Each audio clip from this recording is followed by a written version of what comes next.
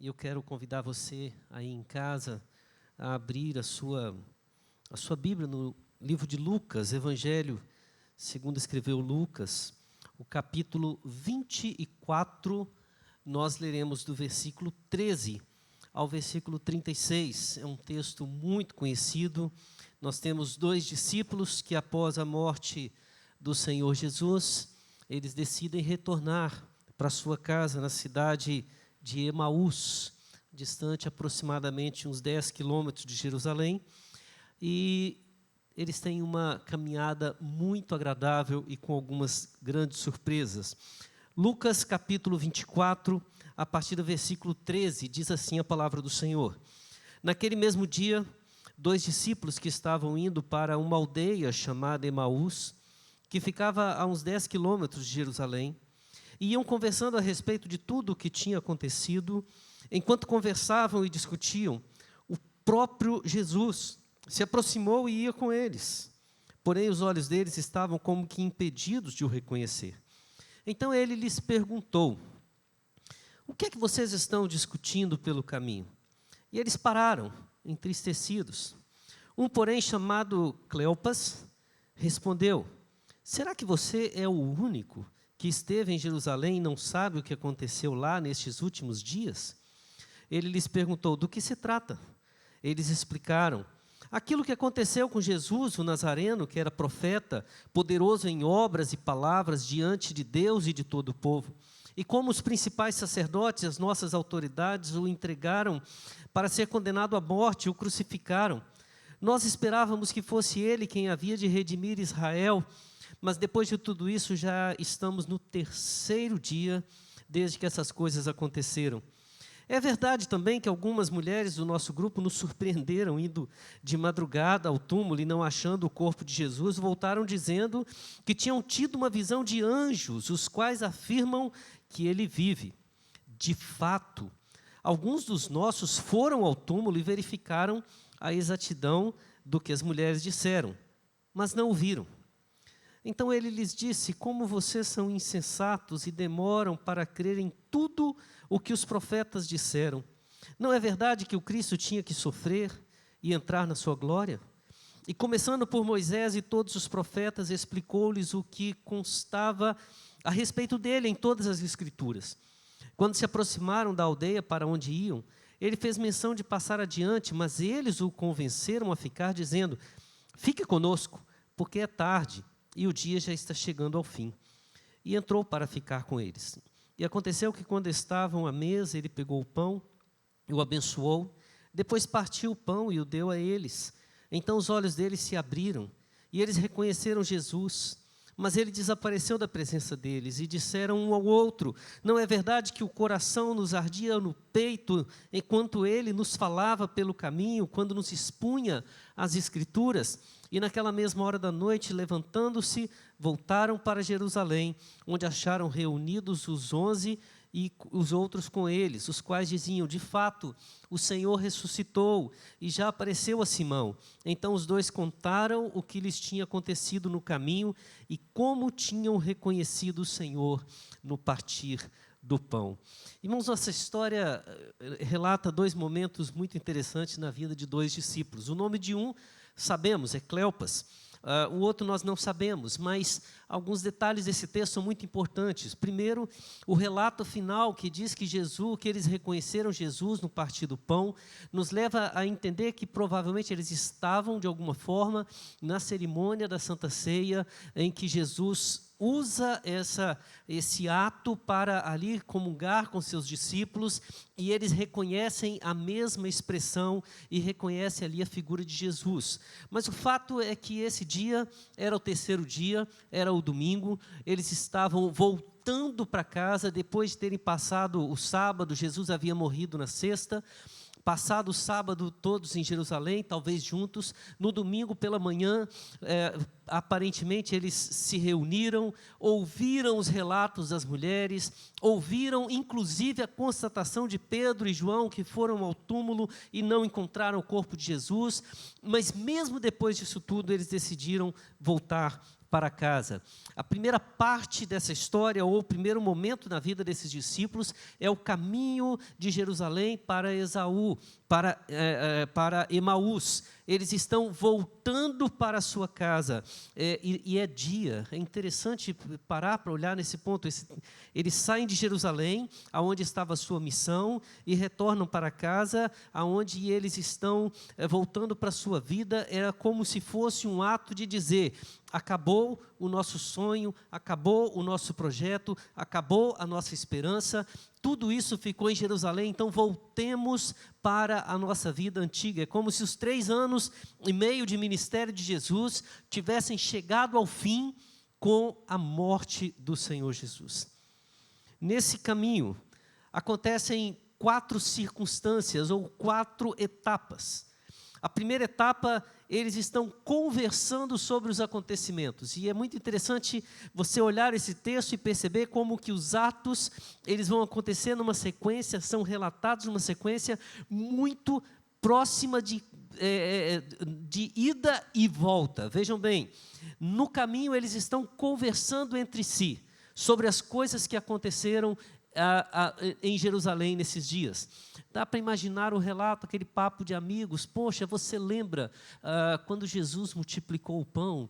Você lembra as coisas? Poxa, você viu a atitude de Pedro, a atitude de Judas, conversando a respeito deles. Os discípulos fugiram. Nossa, João estava lá e não falou nada. E assim eles conversavam sobre os fatos, eles simplesmente debatiam, discutiam as questões. E de repente, Jesus aparece no meio da caminhada e entra na conversa e caminha com eles. É interessante assim pensar que eles não sabiam quem era Jesus. O texto afirma que os olhos deles estavam como que impedidos. E veja bem, irmãos, o impedimento que está dizendo no texto não é um impedimento provocado por uma ação espiritual, não é algo sobrenatural. É como se o foco da visão deles não permitisse perceber que aquele que estava ao lado era o Senhor Jesus. Então Jesus olha para eles e perguntam: sobre o que vocês estão conversando? Qual é o assunto? Qual é o papo? O que está no debate entre vocês? E eles começam a falar: olha, nós estamos conversando sobre o que aconteceu nos últimos dias. Nós estamos falando sobre o que está acontecendo em Jerusalém. Né? Qual é o assunto do dia? Nós estamos falando do babado do dia, como costumam usar. E você é o único que, estando em Jerusalém, não está sabendo o que está acontecendo? E Jesus olha para eles e pergunta: do que vocês estão falando? Do que se trata? Eles conversavam sobre os acontecimentos, eles não conseguiram reconhecer Jesus, eles trataram Jesus como um estranho, como se fosse um estrangeiro que estava em Jerusalém e não sabia dos fatos, e agora eles explicam os fatos a Jesus. Grava essa sequência. Eles estão conversando sobre os acontecimentos, eles não reconhecem Jesus, eles tratam Jesus como se fosse um estranho e explicam para Jesus os fatos. Quais são os fatos? Nós seguíamos um homem, um profeta chamado Jesus, da cidade de Nazaré, por isso conhecido como Nazareno, um homem poderoso diante de Deus, um homem que tinha sinais claros diante do povo da sua autoridade. Só que os nossos principais sacerdotes e as nossas autoridades o condenaram à morte e ele foi morto, e nossa esperança era que ele fosse aquele que iria trazer a redenção para nós. Mas já passaram 3 dias que tudo isso aconteceu. E a ideia do passaram 3 dias é: nossa esperança já acabou. E é interessante os destaques que ele fala. É claro, hoje cedo algumas das nossas irmãs estiveram lá no sepulcro, viram e relataram fatos, depois os nossos discípulos foram, confirmaram, mas de que adianta isso tudo se não o viram? De que adiantam fatos, boatos, se os olhos não conseguiram ver? Gente, que interessante. Eles estão conversando com Jesus, reclamando que Jesus não está sendo visto, não foi visto pelas mulheres, não foi visto pelos discípulos e não está sendo visto por eles que estão conversando com o Senhor Jesus. Esse primeiro momento acontece durante o dia e imediatamente nós vamos entrar agora no segundo momento da história. O momento que vai inspirar o retorno deles de Emaús para Jerusalém.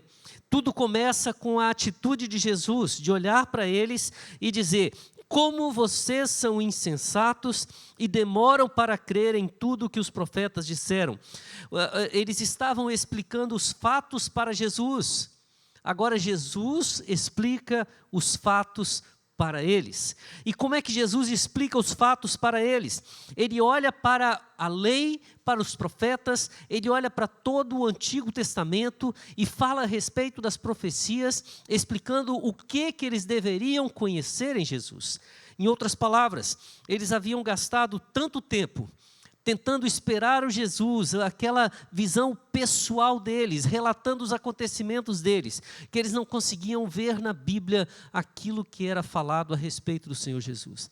Esperavam talvez um militar que viesse salvar a nação através de guerras contra Roma, talvez um político hábil que pudesse, através de sua extrema capacidade de administrar os conflitos, trazer a libertação para a nação de Israel. Eles jamais esperavam que o Cristo, o vencedor, o Rei e o Senhor, seria aquele crucificado que ressuscitaria e assim seria a redenção de Israel. Jesus então explica os fatos para aqueles que haviam acabado de explicar os fatos a Jesus. Eles haviam tratado Jesus como um estranho. Mas depois que Jesus explica os fatos para ele, explica na palavra, explica na Bíblia, chega a noite e eles chegam em casa provavelmente no início do anoitecer. E Jesus diz: olha, eu vou um pouco mais à frente, mas é interessante como que a mudança de relacionamento deles com Jesus já aconteceu naquela caminhada, talvez ali de umas 3 horas. Né? Naquele momento, eles olham para Jesus e dizem: Senhor, é tarde, fica conosco, o dia já está chegando ao fim. Ou seja, a noite não é segura para caminhar, pousa conosco. Observe que aquele estranho, que no primeiro momento havia sido questionado por eles, por ser, além de ser estranho, ter estado em Jerusalém e não saber de nada que acontecia, ele agora fala para esse estranho: hospede em nossa casa. É uma atribuição como se fosse de amizade, uma relação familiar. Eles já começam a ver Jesus como alguém próximo, como um amigo, e eles trazem, e Jesus aceita aquela hospitalidade deles e entra. Aí nós vamos ver o terceiro fato da volta, não da ida. Porque se no segundo momento eles não conseguiram reconhecer Jesus, agora eles reconhecem Jesus quando ele parte o pão. Jesus está na casa deles, servem a mesa e na hora da refeição, Jesus repete os mesmos atos de 3 dias atrás, quando estavam na Santa Ceia, e ali Jesus parte o pão e distribui entre os discípulos, e neste ato a palavra de Deus diz que os olhos deles se abriram e eles identificaram Jesus e eles reconheceram Jesus, e ao reconhecer Jesus, eles imediatamente tomam uma decisão. Jesus desaparece e eles resolvem voltar a Jerusalém, e o caminho da volta agora é um caminho noturno. É interessante porque eles estavam preocupados com a segurança de Jesus, de continuar a viagem à noite, mas eles decidem retornar à noite, depois de terem tido contato com o Senhor Jesus e tê-lo visto. 2 etapas. O caminho de Emaús é um caminho em que a conversa dele é sobre os fatos que estão acontecendo. Por isso não conseguem reconhecer Jesus e o tratam como um estranho, chegando a explicar para Jesus os fatos que estavam acontecendo. Mas quando Jesus mostra os fatos verdadeiros, através da palavra, explicando explicando-lhes o que não o que havia acontecido naquele fim de semana, mas explicando-lhes o que toda a história veterotestamentária anunciava a respeito deles. Aquele estranho se tornou familiar, foi convidado a entrar em sua casa, e uma vez em casa, ele foi reconhecido como o seu Senhor, o seu Salvador, e diante da presença de Jesus, a missão que eles tinham, que estava em Jerusalém, voltou a ser acesa, e eles já não se importavam com a noite, e retornaram naquela mesma hora, talvez chegando quase meia-noite, ao encontro dos discípulos que estavam reunidos, felizes, já tinham também encontrado com o Senhor Jesus, jubilosos, e eles terminam contando aos discípulos os últimos acontecimentos, não os de Jerusalém, mas os de Emaús. Irmãos, o que aconteceu durante essa caminhada? A ação de Jesus durante essa caminhada é uma ação extremamente importante para a nossa vida. Especialmente esse tempo em que talvez muitas pessoas estejam atravessando situações semelhantes a desses discípulos. Pessoas estão na caminhada, talvez desistindo dos seus projetos, desistindo da sua vida, desistindo dos seus sonhos, e muitas vezes vendo que a esperança acabou. Muitas vezes hoje nós comentamos, de vez em quando alguns falam como é que será a igreja após o fim da nossa pandemia, e a gente fica perguntando como é que vai ser a pessoa, como é que vai ser o outro, e a gente quer saber quantos que vão estar presentes, quem vai desanimar, quem vai esmorecer, quem vai fortalecer, e eu fico pensando na nossa vida como discípulos. A ordem de Jesus antes dele partir foi: permaneçam em Jerusalém até que do alto sejais revestidos. Estes antes mesmo de ouvir essa ordem já haviam desistido, já estavam retornando e não estavam preparados para receber o poder do Senhor para ser abençoador na vida de outros. Pelo menos 5 atitudes de Jesus são vitais para que nós como igreja cultivemos e desenvolvamos para que possamos abençoar pessoas durante essa caminhada. Assim como Cristo esteve na caminhada junto com esses discípulos, nós somos chamados para nos preparar para estar na caminhada de muitas pessoas, de andar com essas pessoas. E a primeira atitude que nós vemos nessa caminhada de Jesus é que ele, vendo aqueles discípulos retrocedendo, retornando para casa, conversando sobre os fatos, sem ter ciência dos fatos, Jesus simplesmente se aproximou e caminhou com eles. Nós vivemos uma sociedade onde cada vez mais este ato de se aproximar e caminhar junto tem se tornado um ato difícil, doloroso. Nós preferimos o nosso isolamento. Nós preferimos ver o outro sofrer à distância para não haver envolvimento entre nós. Irmãos, aquela caminhada de Cleopas e seu amigo não era uma caminhada de contentamento, era uma caminhada de angústia.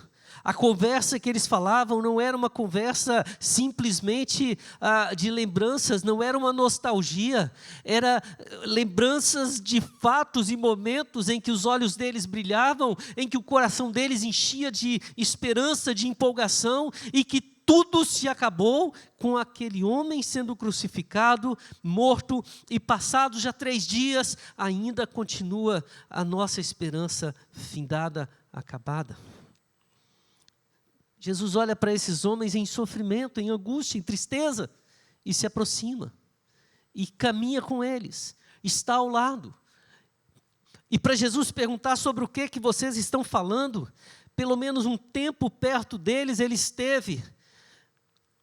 Jesus se aproxima no silêncio, Jesus se aproxima sem fazer críticas, Jesus se aproxima sem dizer se a qualidade da vida espiritual deles é boa ou é má, se eles estão certos ou se estão errados. Jesus simplesmente se aproxima e ouve. A segunda atitude que Jesus toma diante deles na caminhada é ouvi-los. Às vezes a gente escuta cada coisa. Eu vejo o texto a partir do versículo 19 até o versículo 24. Eles explicando para Jesus o que foi que aconteceu com Jesus. Dá para você imaginar a cena? Você está conversando com a pessoa sobre as coisas que aconteceram com ele, mas Jesus os escuta. Jesus os ouve de forma silenciosa até o fim.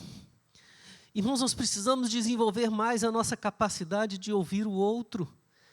E durante essa caminhada, não julgá-los pelas suas posturas ou as palavras. Eles podem estar totalmente errados, mas eles têm o direito de falar, e eles assim se expressam. Mas quando a oportunidade nos é dada, Jesus, de uma forma maravilhosa, não lhes condena. Tudo bem que você pode dizer assim, ele os chamou de insensatos. Em outra versão diz que eles eram nécios, porque eles demoraram a crer naquilo que os profetas disseram. Aqui não é nenhuma palavra pesada, não é uma palavra de acusação, não é uma condenação. Ele só está dizendo, olha, vocês não estão agindo dentro do senso correto que se espera de uma análise neutra dos fatos, de olhar para a palavra e simplesmente deixar as suas emoções de lado, ouvir apenas o que o Espírito Santo está falando ao seu coração através da palavra que Ele mesmo revelou ao longo da história. E Jesus então expõe a palavra de Deus para eles, explica-lhes o Evangelho. Jesus se aproxima, caminha com eles, os escuta.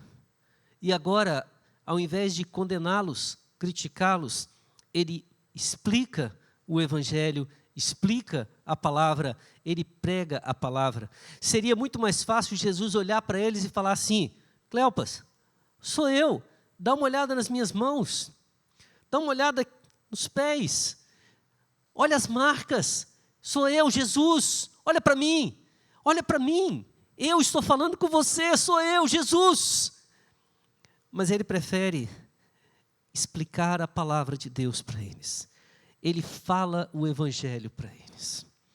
E é interessante que a primeira atitude, enquanto o Evangelho está sendo pregado para eles, é eles oferecerem a hospitalidade para Jesus. E Jesus mesmo fazendo menção de seguir adiante, ele para e aceita a hospitalidade daqueles discípulos. Aqueles discípulos que estavam vendo Jesus como estranho, agora resolvem receber um estranho em sua casa, e ele, como estranho, resolve aceitar a hospitalidade deles, no gesto de querer entrar na sua casa. E na hora da hospitalidade, Jesus, durante o ato simples da refeição, aquele momento em que eles deveriam simplesmente partir o pão, Jesus se revela através de uma atitude de adoração, através do seu serviço, da sua forma de se mostrar, sendo quem Ele é. Em momento nenhum nesse texto, nós vemos Jesus se apresentar como Jesus. Mas em momento algum desse texto, nós vemos Jesus deixar de ser quem Ele é, o nosso Senhor, o nosso Salvador. Ele é reconhecido pela palavra pregada, anunciada. Ele é reconhecido pelo modo de partir o pão. Ele é reconhecido pela sua mensagem anunciada durante todo o tempo do seu ministério e vivida agora na casa dos seus próprios discípulos. É interessante pensar nesse tempo quantos lares estão se abrindo para que essa palavra chegue até a sua casa e Jesus parta o pão na sua casa. E aí você reconhece e vê a grandeza do Senhor. Jesus se aproxima, Jesus se apresenta simplesmente adorando. E naquele momento que eles reconhecem Jesus, que a visão deles contempla a grandeza de Jesus, a presença de Jesus, Jesus desaparece. E naquele momento de adoração, um olha para o outro e diz, sabe qual foi o momento em que nós percebemos verdadeiramente que esta pessoa que estava ao nosso lado era Jesus? Quando ele começou a explicar a palavra para nós. Porque enquanto ele falava das Escrituras, o nosso coração ardia. E naquela mesma hora da noite, eles imediatamente começam o caminho da volta e retornam. Durante o dia, eles desistiram da missão. E durante a noite, enfrentaram o perigo. Depois de identificar Jesus, voltam para a sua missão. Irmãos, queria pensar em 3 perguntas para a nossa meditação em cima desse texto. O que temos feito para apoiar aqueles que estão na direção errada da caminhada? Espera aí, talvez eu possa dizer assim, mas a pessoa que está saindo de Jerusalém para Emaús sou eu. Com certeza Jesus está na sua caminhada, para te trazer de volta para o local certo da missão. Mas quando você depara com alguém nessa caminhada, o que você tem feito? É muito fácil sentar ao lado e falar dos acontecimentos. Mais fácil ainda é você passar mais rápido para não ter que prestar atenção naqueles que estão indo na direção contrária. Mas Jesus nos chama como igreja para estar ao lado, para caminhar com eles, para ouvi-los nas suas queixas, nas suas reclamações. E mais do que isso, para explicar-lhes a palavra, explicar-lhes o Evangelho, não de forma emotiva, não sem esperança, mas mostrar que aquilo que está acontecendo, o que está acontecendo, está sob o controle de Deus, está sob o pleno domínio do Senhor e há de se concretizar em nossa vida. O que temos feito para apoiar aqueles que estão no caminho errado, na direção errada, e fazê-los voltar para a direção correta? Uma segunda pergunta: qual o impacto nós temos causado nas pessoas com quem caminhamos? De que forma podemos ser úteis para que o coração deles arda durante a explicação do Evangelho?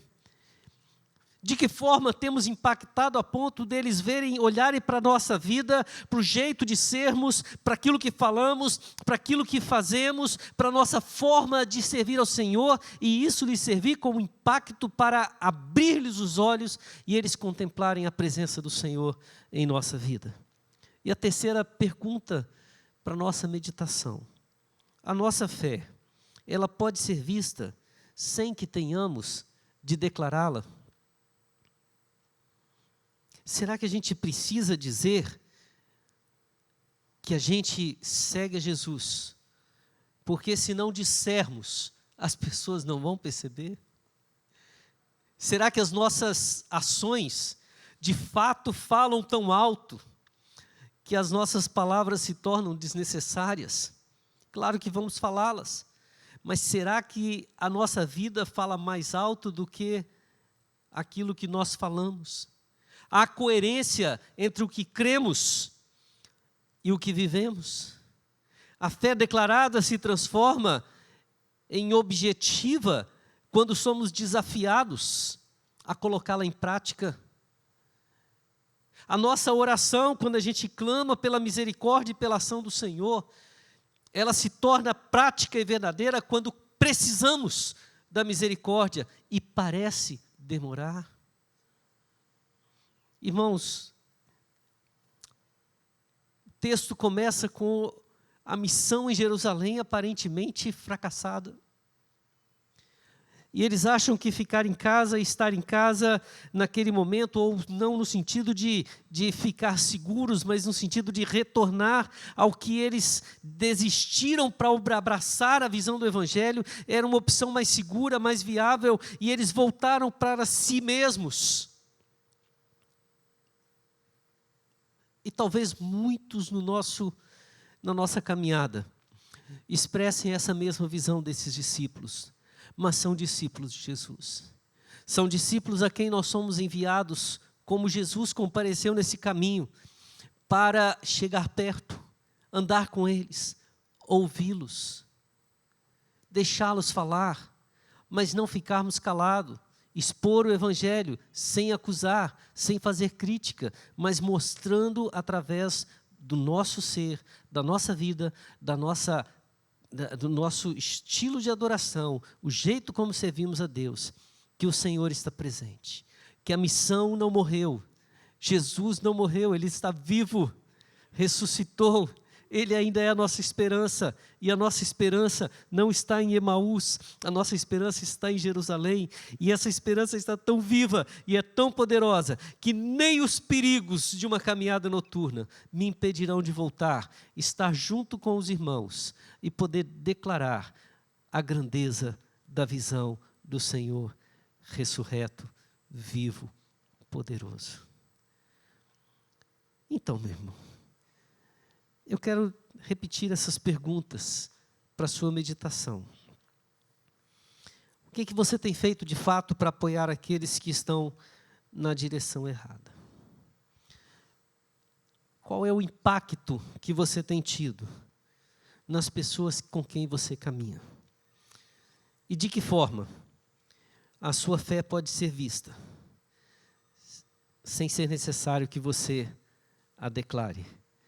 Que na sua caminhada, esses discípulos, depois de terem encontrado com você, possam desejar voltar para a sua missão, voltar para casa em Jerusalém.